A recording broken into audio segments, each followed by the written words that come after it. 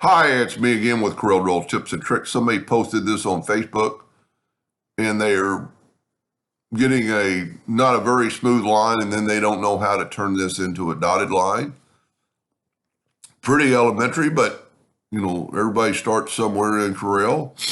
So if you would just get your freehand tool, and I'm going to do it, but I'm going to do it and it's not going to look very good. So I'm going to kind of go down and up, and I'm just using my mouse, and it's okay. It's not perfect, but a lot of people don't realize maybe that right up here when you grab your tools, there's this bar.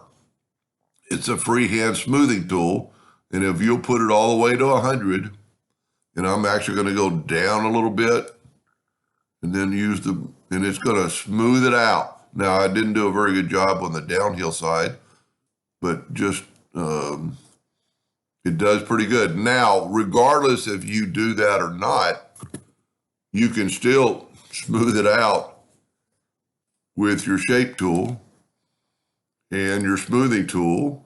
But let's go shape first, and just take your nodes and just, if you don't want it quite as sharp or more sharp, or, select that and do that. Or you can use your smoothing tool, set it pretty high, and just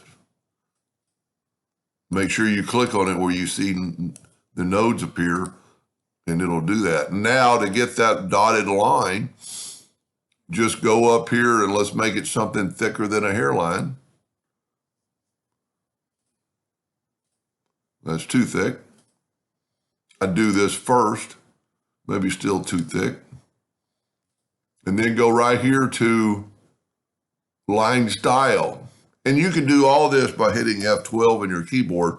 And to me, it's a little bit, there's more options, or looks like. And you can maybe see the dotted lines a little bit more. And there you go. Now, this looks like it has rounded corner dotted lines, so we're going to go end caps. So now I've got rounded corners. And of course, you can make it black by right-clicking your mouse. And then adding the hearts is relatively easy. You just put them on top with the, go to your common shapes or your basic shapes and fill it in with black. I'd go ahead and take away the outline by clicking, and then just take them and put them wherever you want them on the graphic. Hit the plus key and put it there, and there you have it. I hope that helped them a little bit. Thank you for watching.